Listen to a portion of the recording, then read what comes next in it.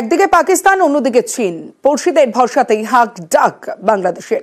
এবার চীনা প্রযুক্তিতে তৈরি পাকিস্তানের যুদ্ধবিমান কেনার ভাবনা ঢাকার।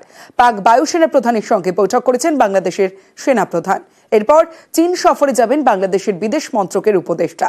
চীন যে ঋণ দিয়েছে তার সুদের হার কমানো, টাকা মেটানোর সময়সীমা বাড়ানোর জন্য তদবির করবেন বেজিং এর কাছে।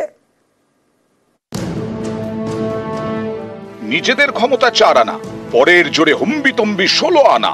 একদিকে ভারত বিদ্বেষ, আরেকদিকে পাকিস্তান ও চীনের সঙ্গে প্রেম।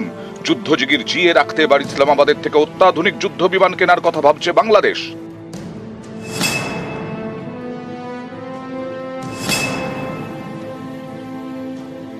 কখনো যুদ্ধের মহড়া, কখনো হাস্যকর সব হুমকি।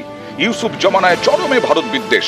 সীমান্তের ওপারে বারবার তোলা হচ্ছে যুদ্ধের জিগির। এবার ঢাকা যুদ্ধ বিমান কেনার কথা ভাবছে, সেটাও পাকিস্তানের থেকে। ঢাকার নজর চীনা প্রযুক্তিতে তৈরি পাকিস্তানের যুদ্ধ বিমান JF-17 থান্ডার।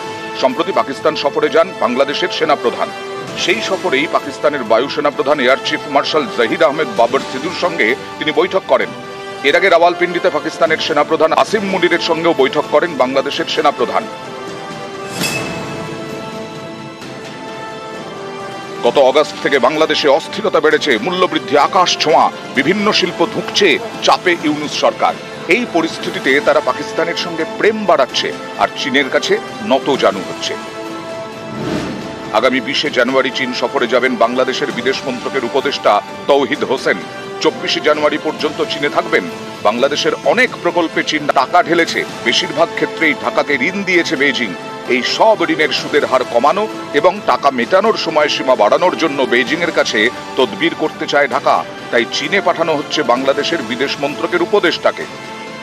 চীনের সাথে আমাদের যে বাণিজ্যিক সম্পর্ক সেটা খুবই গুরুত্বপূর্ণ, অর্থনৈতিক সম্পর্ক অত্যন্ত গুরুত্বপূর্ণ। প্রতি প্রজেক্টে চীনের বিনিয়োগ আছে।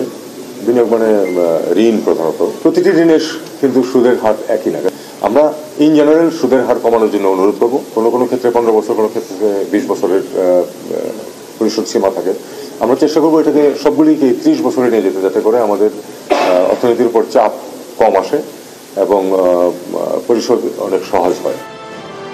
এর আগে পদ্মাপাড়ে তুরস্ক থেকে অস্ত্র কেনারও পরিকল্পনা সামনে এসেছে। ওনারা জানিয়েছেন যে ওনাদের সামরিক রপ্তানি প্রায় $8 বিলিয়ন কাছাকাছি এবং তারা উপযুক্ত এবং খুব জুৎসই সামরিক প্রযুক্তিতে তারা বিনিয়োগ করছে এবং তাদের এই বিনিয়োগের আগ্রহ দেখিয়েছে।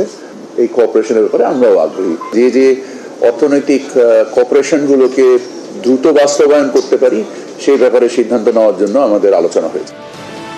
এখানেই শেষ নয়, অন্য দেশের থেকে ধার নিয়ে ভারতে পরমাণু বোমা মারার হুমকিও দিয়েছেন বাংলাদেশের অবসরপ্রাপ্ত এক সেনাকর্তা।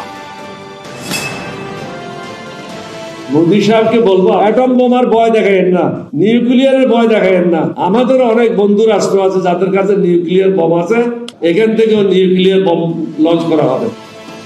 এবার চীনা প্রযুক্তিতে তৈরি পাকিস্তানের যুদ্ধ বিমান কেনার কথা ভাবছে ইউনূস সরকার। অনেকের মতে এসব আসলে যুদ্ধ জিগির জিয়ে রাখার চেষ্টা, যুদ্ধ হাওয়া তৈরি করে যাতে মূল্যবৃদ্ধি সহ বিভিন্ন ইস্যু থেকে বাংলাদেশের সাধারণ মানুষের নজর ঘুরিয়ে রাখা যায়। নিউজ 18।